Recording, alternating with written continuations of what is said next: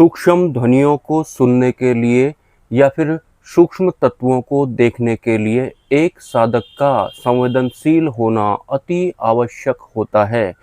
लेकिन अगर एक साधक संवेदनशील यानी कि सेंसिटिव नहीं है, तो वो किस प्रक्रिया के तहत अपने आप को संवेदनशील बना सकता है ताकि वो सूक्ष्म ध्वनियों को सुन पाए या फिर अदृश्य जगत उसके लिए दृश्यमान हो पाए।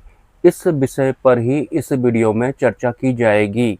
तो अगर आप एक साधक हैं और इनविजिबल वर्ल्ड में आप एंट्री करना चाहते हैं, मोक्ष मार्ग पर आप हैं, सूक्ष्म तत्वों को आप देखना चाहते हैं या फिर जो सूक्ष्म ध्वनियाँ होती हैं उन्हें आप सुनना चाहते हैं, तो ये वीडियो आपके लिए बहुत ज़्यादा महत्वपूर्ण होने वाला है। हालांकि खुद को संवेदनशील बनाने की जो प्रक्रिया आपको इस वीडियो में बताई जाएगी, उस प्रक्रिया को फॉलो करने के लिए आपके आध्यात्मिक जीवन में पहले से ही एक गुरु का होना अति आवश्यक होता है, क्योंकि गुरु हमारे रक्षक होते हैं और गुरु हमारे मार्गदर्शन का काम करते हैं। तो सिंपली अगर आपको अदृश्य जगत नहीं दिखाई पड़ता है या फिर सूक्ष्म ध्वनियाँ आपको नहीं सुनाई पड़ती हैं, तो आपको खुद को संवेदनशील बनाने के लिए एक पर्टिकुलर स्थान पर बैठ जाना है। उसके बाद आपको अपनी आंखें बंद करनी है और आपके आसपास में जितनी भी ध्वनियाँ सुनाई पड़ रही हैं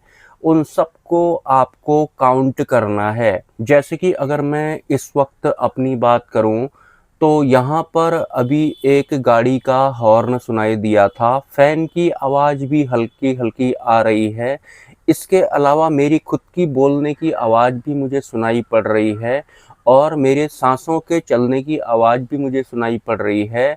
मुझे थोड़ा थोड़ा नाद ध्वनि भी सुनाई पड़ रही है जो कि दाहिने कान में बह रही है। इसके अलावा मेरे को मेरे दिल की धड़कनें भी सुनाई दे रही हैं और महसूस भी हो रही हैं। इसके अलावा कुछ अन्य तरह की आवाज़ भी आ रही है, शायद वो दूर किसी पेड़ में या फिर किसी दीवार पर बैठे कीड़े की आवाज़ भी हो सकती है। अगर और गहनता से मैं अपने आसपास की आवाज़ों को भांपने की कोशिश करता हूँ, तो कुछ ऐसी आवाज़ भी आ रही हैं जो एक ग्रुप की आवाज़ होने की वजह से पता नहीं लग रहा है कि ये किन की आवाज़ है। मे बी वो पशु पक्षियों की आवाज़ भी हो सकती हैं।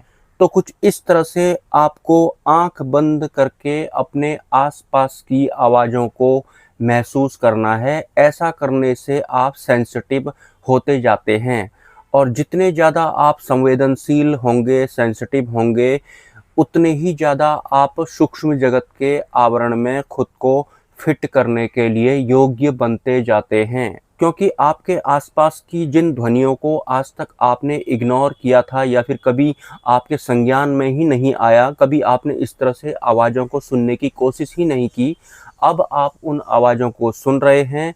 और ऐसी प्रैक्टिस करते करते ही जब आप फ्यूचर में ध्यान में होंगे, तो वहाँ पर जो सूक्ष्म ध्वनियाँ होती हैं वो भी आपको सुनाई पड़ेंगी और इसमें आपके संवेदनशीलता का सबसे बड़ा योगदान होता है।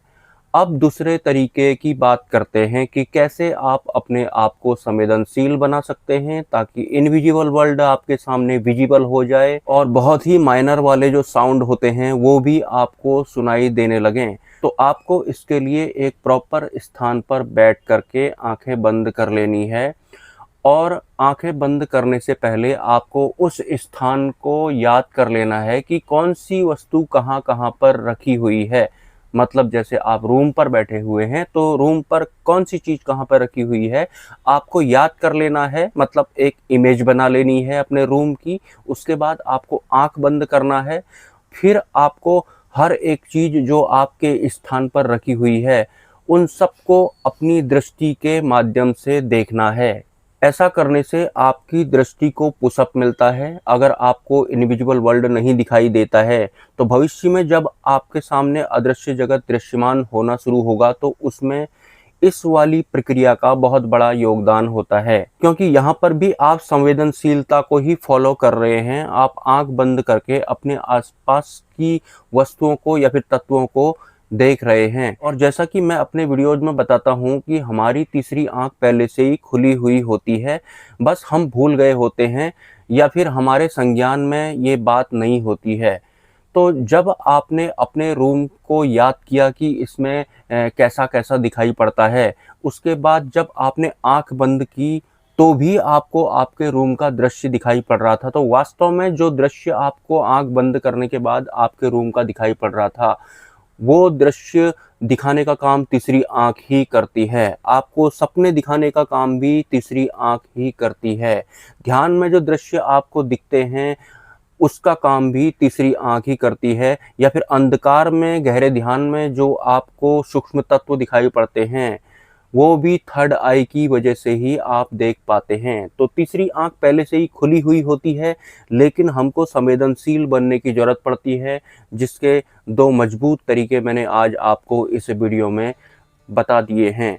लेकिन आपको पहले से ही एक गुरु की शरण में भी होना है, क्योंकि सूक्ष्म जगत में बहुत तरह के भ्रम होते हैं, बहुत तरह के भय होते हैं। अगर एक साधक बिना गुरु के ही इन टेक्निक्स को फॉलो करता है तो वो भ्रम में भी फंस सकता है, भय में भी फंस सकता है। और सूक्ष्म जगत के भय भ्रम ऐसे होते हैं कि फिजिकल वर्ल्ड का कोई भी इंसान उनको समझ ही नहीं पाएगा। उसे लगेगा कि ये इंसान जो मुझे बता रहा है ये पक्का पागल हो गया है। तो सूक्ष्म जगत के लिए कोई भी सांसारिक हमारी कोई मदद नहीं कर सकता है। तो आपको पहले से ही एक श्रेष्ठ सिद्ध गुरु की शरण में हो लेना है।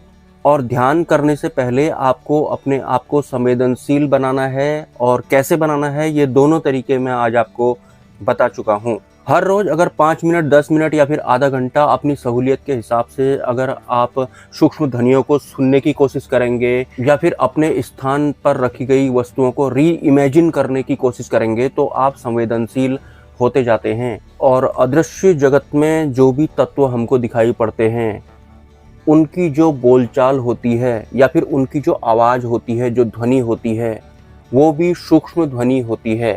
ध्वनियाँ भी सूक्ष्म होती हैं। उनकी गंध जो होती है, खुशबू, वो भी सूक्ष्म होती है। हर चीज़ उनकी सूक्ष्म ही होती है। और उन सबको सुनने के लिए, देखने के लिए या फिर महसूस करने के लिए एक साधक का संवेदनशील होना बहुत ज़्यादा ज़रूरी होता है। आई होप ये बात बहुत सारे साधकों को क्लियर हो गई होगी। क्लियर हो गया होगा कि सेंसिटिविटी का कितना महत्वपूर्ण योगदान होता है एक साधक के आध्यात्मिक जीवन में, जो उसे एक दिन सूक्ष्म जगत के दृश्य दिखाई पड़ते हैं, और वो जो बोल रहे होते हैं, वो उनकी जो ध्वनि होती है सूक्ष्म, वो भी उसे सुनाई पड़ रही होती है। कुछ लिखना अगर आप चाहते हैं तो कमेंट आप मुझे कर सकते हैं, व्हाट्सअप भी आप मुझे कर सकते हैं। मिलते हैं किसी नेक्स्ट वीडियो में। नमस्कार, हैव अ नाइस डे, जय स्वामीनारायण।